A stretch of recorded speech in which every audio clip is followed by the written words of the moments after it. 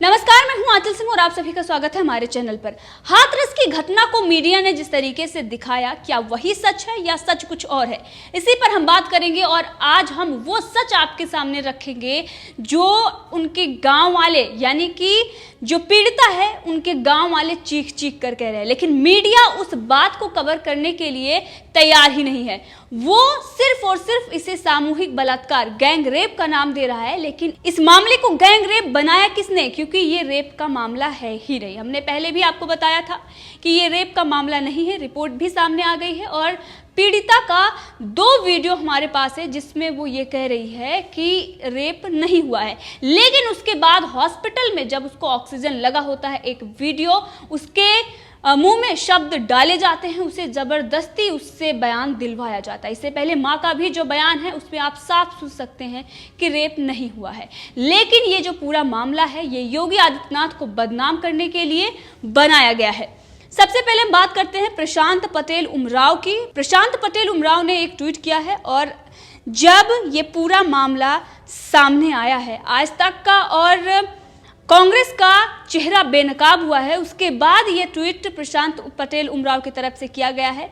उन्होंने लिखा है कि योगी सरकार को बदनाम करने और यूपी में जातीय संघर्ष करवाकर सियासी रोटी सेकने निकले राजनीतिक गिद्धों की मदद के लिए मीडिया गिद्ध उतर आए हैं। नार्को टेस्ट से पूरा षड्यंत्र सामने आने वाला है। मिसेज वाड्रा ने टीवी टुडे ग्रुप को 5 करोड़ दिए हैं। अब ये जो आरोप प्रशांत पटेल उमराव की तरफ से लगाए जा रहे हैं, कितने सही हैं ये जांच का विषय है। लेकिन जो ऑडियो और वीडियो वायरल हो रहे हैं उसमें शक पैदा होता है और सवाल खड़े होते हैं। वहीं पर अगर बात करें तो हाथरस की घटना में एक और बड़ा खुलासा हो रहा है कि आरोपी जो रामू है वो उस वक्त वहां था ही नहीं। वो काम कर रहा था डेयरी प्लांट में, जिसके मालिक ने ये बताया कि वो उस वक्त नहीं था, लेकिन उसको फंसा दिया गया। वहीं कुश की बात करें, लौकुश की बात करें तो उसे भी फंसाया गया है। उसने ही पानी पिलाया था पीड़िता को और उसके बाद उसका ही नाम लिखा दिया गया है। इसके साथ ही ये 4 आरोपी बनाए गए हैं। एक संदीप है, 3 और नाम नहीं लेना चाहिए, लेकिन अब जो आरोपी है उसका नाम सब किसी को पता चल गया है।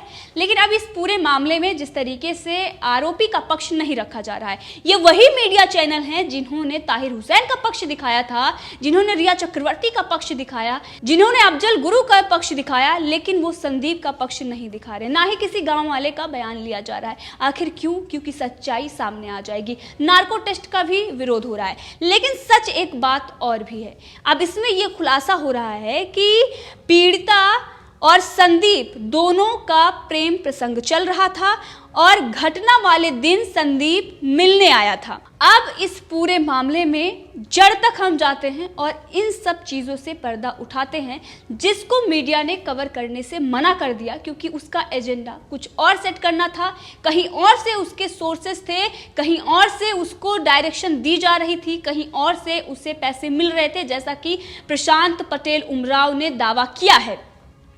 इसीलिए उसने ये सारी चीज़ें नहीं दिखाई है। हमारे पास एक रिपोर्ट है और इस रिपोर्ट में पूरा ब्यौरा है। सबसे पहले जमीनी हकीकत जानने के लिए जिसने रिपोर्ट तैयार की है वो घटना के स्थान पर पहुंचा और वहां पर उस व्यक्ति से बात की जो उस घटना वाले स्थान पर था, उस वक्त ट्रैक्टर चला रहा था। उसने ये कहा कि उसका नाम ना छापा जाए क्योंकि उसको डर है कि इस मामले में अगर वो अपना नाम बताता है तो बहुत सारी ऐसी ताकतें हैं जो उस पर कुछ बुरा प्रभाव डाल सकती हैं, और इसीलिए उसने अपना नाम नहीं बताया है। लेकिन जो ये सच्चाई है, सिर्फ उसने ही नहीं बल्कि पूरे गांव वाले चीख चीख कर कह रहे हैं कि उन दोनों के प्रेम प्रसंग चल रहे थे।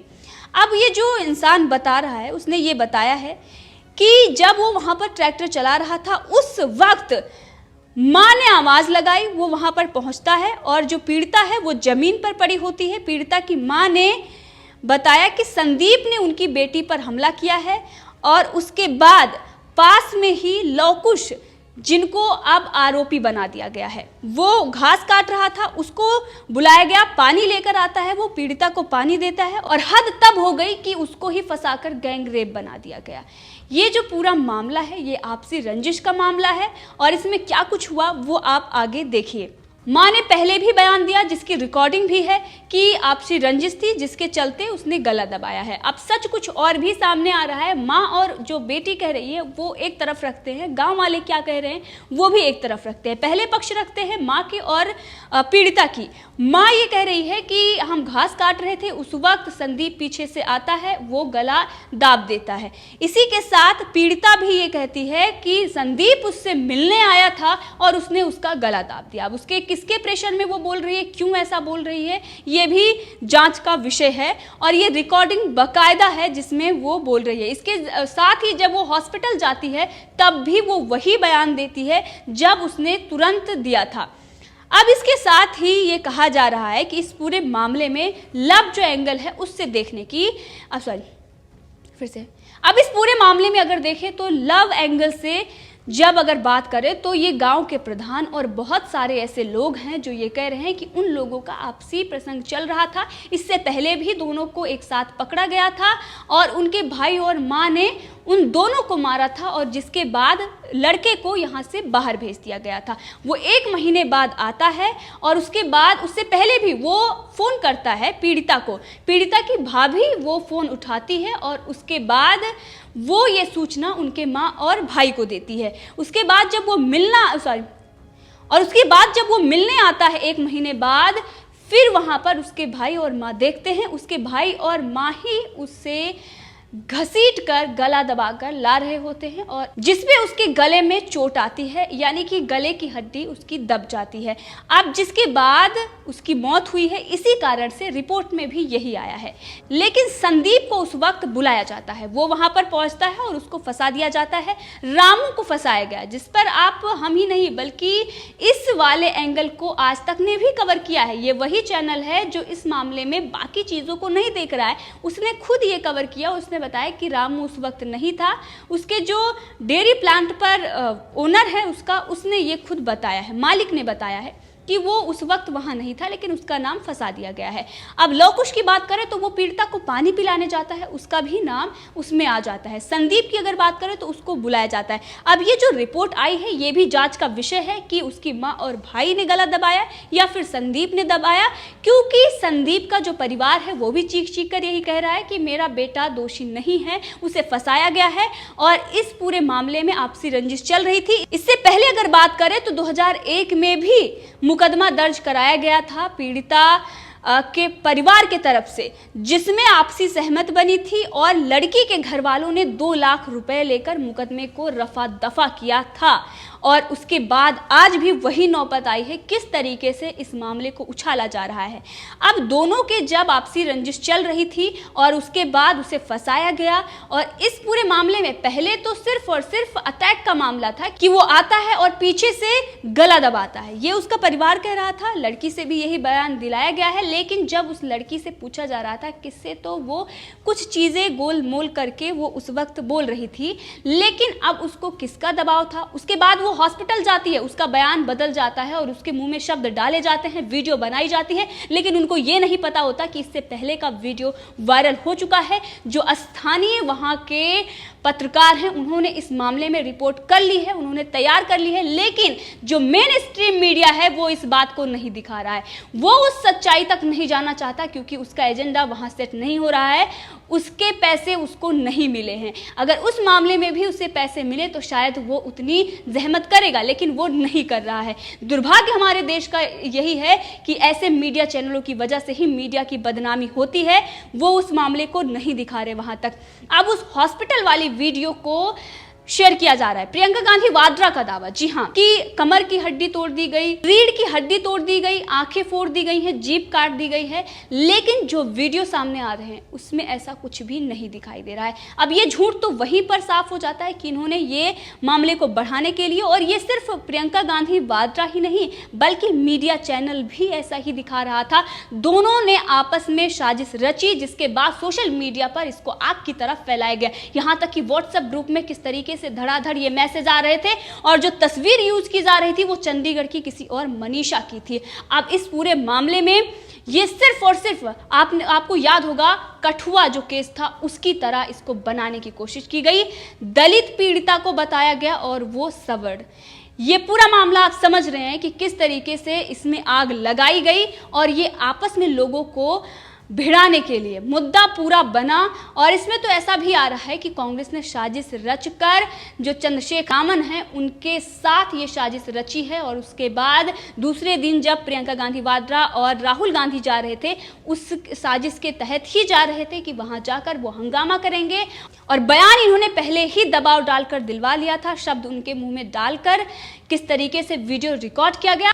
और ये जो है ये बेहद दुर्भाग्य है, क्योंकि इस तरीके के जो मामले होते हैं वो सच में अगर किसी के साथ ऐसा होता है उस मामले में वो न्याय नहीं मिलता। बहुत सारे ऐसे लोग हैं, परिवार को भी इस बात का ध्यान रखना होगा कि वो बार बार बयान बदल रहे हैं, उनको सच्चाई आकर सामने बतानी होगी।